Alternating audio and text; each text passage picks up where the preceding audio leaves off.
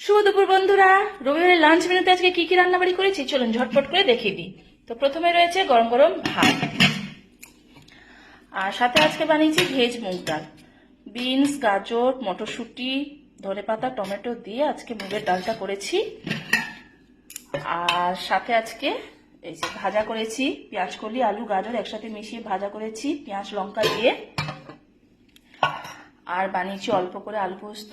আজকে আলু পোস্তটা কিন্তু পেঁয়াজ দিয়ে করেছি, দারুণ লাগে খেতে। শনিবার নিরামিষ করেছিলাম, আজকে কিন্তু পেঁয়াজ দিয়ে করেছি। আর আজকে আমাদের স্পেশাল এই যে চিকেন কারি, রবিবার তো তাই একটু মাংসটা বানাই, ছেলে খেতে খুব ভালোবাসে।